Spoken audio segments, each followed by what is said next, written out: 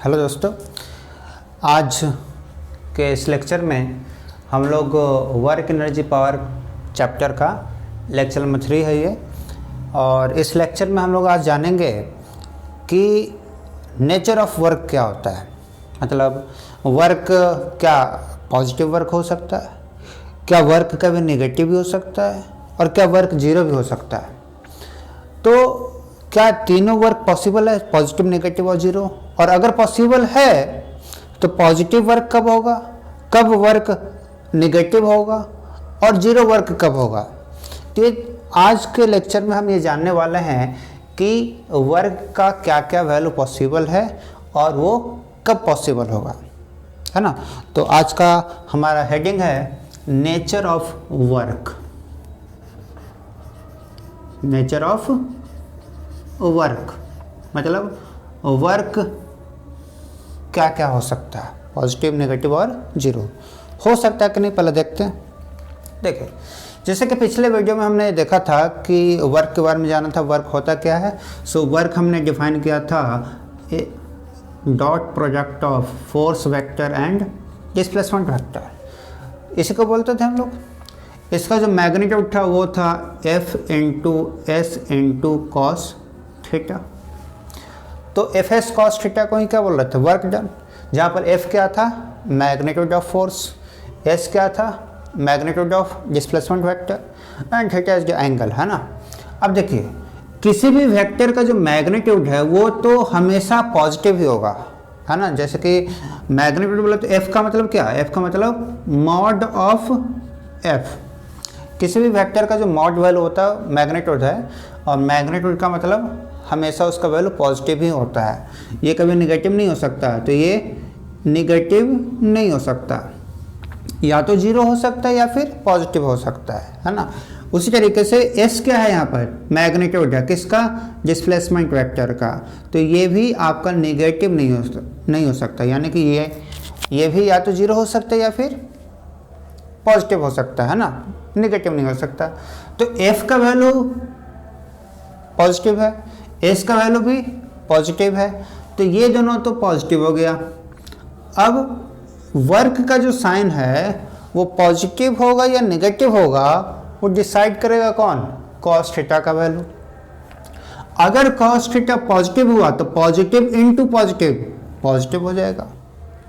तो अगर cos theta का वैल्यू पॉजिटिव हुआ तो हम कह सकते हैं कि जो वर्क होगा, वर्क क्या होगा, वर्क पॉजिटिव होगा। कॉस थीटा का वैल्यू अगर नेगेटिव होता है तो हम कहेंगे कि वर्क क्या होगा, वर्क भी नेगेटिव हो जाएगा। तो वर्क का जो साइन है वो डिपेंड कर रहा है किस पे, कॉस थीटा का वैल्यू पे। अच्छा, ये बताइए कि कॉस थीटा का वैल्यू पॉजिटिव कब होता है, किस एंगल के लिए। तो जब एंगल, है ना, यहाँ पर लिख देता हूँ कि जब हम बात करेंगे किस एंगल के लिए कॉस थीटा का वैल्यू पॉजिटिव होगा, तो एक्यूट एंगल के लिए, है ना। एक्यूट एंगल अगर रहेगा, मतलब 90 से कम, 0 से बड़ा, तो उस एंगल के लिए जो कॉस थीटा का वैल्यू होगा जो वो क्या होगा, पॉजिटिव होगा। कॉस 61/2, कॉस 33/2, कॉस 45 1/2, है ना। ये सब वैल्यू क्या है, पॉजिटिव है। क्यों, क्योंकि सारे एंगल एक्यूट एंगल थे। और कॉस थीटा का वैल्यू नेगेटिव कब होगा, जब ये एंगल क्या हो, ऑब्ट्यूज हो जाए। तो ऑब्ट्यूज एंगल के लिए कॉस थीटा का वैल्यू क्या होगा, नेगेटिव होगा। ठीक है, तो हम कह सकते हैं क्या कि वर्क का वैल्यू पॉजिटिव होगा जब एंगल क्या हो, एक्यूट हो, और कॉस थीटा का वैल्यू नेगेटिव होगा, यानी कि वर्क नेगेटिव होगा जब एंगल क्या हो, ऑब्ट्यूज हो, है ना। यानी कि कुछ इस तरीके से फिगर रहेगा। फोर्स मान लीजिए इधर लग रहा है और डिस्प्लेसमेंट कुछ इधर, या फिर उल्टा मान लेते हैं, डिस्प्लेसमेंट इधर हो रहा है हॉरिजॉन्टल में, अब फोर्स इधर लग रहा है। ये जो एंगल है ये एक्यूट एंगल रहेगा, तो वर्क पॉजिटिव होगा। लेकिन वही अगर एंगल दोनों के बीच में, डिस्प्लेसमेंट वेक्टर और फोर्स वेक्टर के बीच में अगर एंगल ऑब्ट्यूज एंगल हो जाए, ये एंगल 90 से ज़्यादा हो जाए, तो उस कंडीशन में, इस केस में जो वर्क होगा वो क्या होगा, नेगेटिव होगा। अच्छा, ये तो हो गया। क्या वर्क जीरो भी हो सकता है? बिल्कुल। देखिए, वर्क का वैल्यू जीरो कब होगा, जब कॉस थीटा क्या हो जाए, जीरो हो जाए। तो कॉस थीटा, इसके हम बात अलग अलग से करते हैं यहाँ पर कि वर्क का वैल्यू 0 पॉसिबल है कि नहीं, बिल्कुल पॉसिबल है। और ये कब पॉसिबल है हुआ, देखिए आप इसमें कि W बराबर है F S cos theta, F S cos theta. Work 0 कब होगा, जब इन तीनों में से कोई भी अगर 0 हो जाए तो वर्क 0 होगा, मतलब फोर्स ही ना लगे। तो जब फोर्स नहीं लगाएंगे तो क्या वर्क होगा, नहीं होगा, वर्क 0 हो जाएगा। दूसरा, एस यानी कि डिस्प्लेसमेंट ही ना हो, हम फोर्स लगाए लेकिन डिस्प्लेसमेंट हुआ ही नहीं, तो उस केस में भी वर्क कितना होगा, 0 होगा।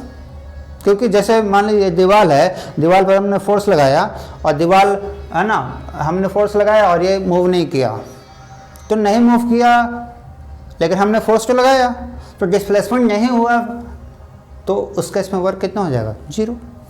तो या तो फोर्स ही ना लगाए तब भी वर्क 0, फोर्स लगाए डिस्प्लेसमेंट ना हुआ हो तब भी वर्क 0, या फिर एक तीसरा कंडीशन, हमने फोर्स भी लगाया डिस्प्लेसमेंट भी हुआ लेकिन दोनों परपेंडिकुलर डायरेक्शन में हुआ, मतलब फोर्स लग रहा था कुछ इधर मान लेते हैं और डिस्प्लेसमेंट हो रहा था ऊपर, तो ये दोनों का डायरेक्शन क्या है, आपस में परपेंडिकुलर है। तो जब आपस में परपेंडिकुलर होगा उस कंडीशन में भी cos 90 कितना हो जाएगा, 0, यानी कि वर्क डन इस केस में 0 हो जाएगा जब फोर्स और डिस्प्लेसमेंट दोनों क्या रहेंगे, परपेंडिकुलर। ठीक है, तो हमने देखा कि पॉजिटिव वर्क कब होगा, एक्यूट एंगल के लिए, नेगेटिव वर्क कब होगा, जब ऑब्ट्यूज एंगल रहेगा इन दोनों के बीच में, और 0 वर्क कब होगा, जब एंगल कितना हो जाए, 90 हो जाए। ठीक है, अच्छा इसका कुछ एग्जाम्पल बता सकते हैं, हाँ बिल्कुल, जैसे आप पेंडुलम आप देखे होंगे, पेंडुलम है ना, ऐसे पेंडुलम है तो रस्सी से नीचे लटका होता है और ऐसे ऑसिलेशन करता है ना, इस तरीके से। तो इस रस्सी में जो टेंशन डेवलप हो रहा होगा, ये टेंशन फोर्स किधर लग रहा है, सेंटर की तरफ है ना, ये बेसिकली सेंट्रीपिटल फोर्स होता है। तो सेंट्रीपिटल फोर्स ये किधर लग रहा है, किस डायरेक्शन में, सेंटर की तरफ, और ये जब मूव कर रहा होगा तो इसका वेलोसिटी किधर होगा, टेंजेंशियल डायरेक्शन में। तो ये टेंजेंशियल डायरेक्शन में वेलोसिटी है और ये हो गया टेंशन का डायरेक्शन, दोनों में एंगल कितना है, 90, इसलिए कह सकते हैं टेंशन का वर्क कितना होगा, 0। सो पेंडुलम में टेंशन का वर्क कितना होता है, 0। आप लिख सकते हैं work of tension force, work of tension force in pendulum कितना होता है, 0, क्योंकि एंगल 90 बन रहा है ना। डिस्प्लेसमेंट उधर ही होता है ना जिधर वेलोसिटी का डायरेक्शन रहेगा, और हर समय वेलोसिटी का डायरेक्शन किधर होगा, टेंजेंशियल डायरेक्शन में, इसलिए टेंजेंशियल डायरेक्शन और रेडियस डायरेक्शन के अलोंग जो फोर्स लग रहा है उसके बीच में एंगल कितना, 90, इसलिए वर्क 0 हो गया। और कोई दूसरा एग्जाम्पल, जैसे कि पृथ्वी है जो सन के चारों तरफ क्या कर रहा है, चक्कर लगा रहा है। तो मान लीजिए ये है सूरज और इसके चारों ओर मान लेते हैं जो अर्थ है हमारा वो सर्कल पे घूम रहा है ना, मान लेते हैं। ऐसे तो एक्चुअल पाथ क्या होता है, एलिप्टिकल होता है, मान लेते हैं हम सर्कल पे घूम रहा है। ठीक है, थोड़ा सा अच्छा बना लेते हैं, है ना। देखिए ये हो गया अर्थ, इस पे घूम रहा है और बीच में मान लेते हैं सन है। तो अर्थ जब चक्कर लगा रहा होगा सन का, तो इसका जो वेलोसिटी होगा वो हर वक्त अगर निकालना चाहो तो किधर होगा, टेंजेंशियल डायरेक्शन में।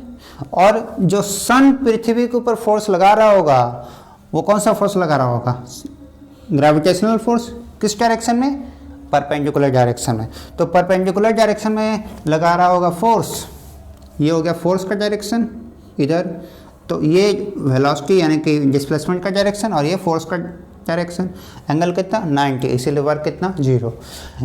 किसी भी इंस्टेंट पे आप यहाँ पर देख लो, यहाँ पर वेलोसिटी का डायरेक्शन इधर है, यानी कि डिस्प्लेसमेंट कुछ इस डायरेक्शन में हो रहा होगा, और फोर्स किधर लग रहा होगा, जब यहाँ पर होगा तो इसके डायरेक्शन में।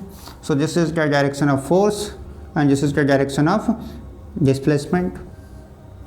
डिस्प्लेसमेंट कर सकते हो, वेलोसिटी कर सकते हो, डिस्प्लेसमेंट उधर ही होगा ना जिधर वेलोसिटी रहेगा। तो एंगल 90, इसलिए वर्क कितना हो जाएगा, 0। उसी तरीके से एक और एग्जांपल, जैसे कि कोई एटम है तो एटम के अंदर बीच में क्या रहता है, न्यूक्लियस, और न्यूक्लियस के चारों ओर कौन घूमता है, इलेक्ट्रॉन।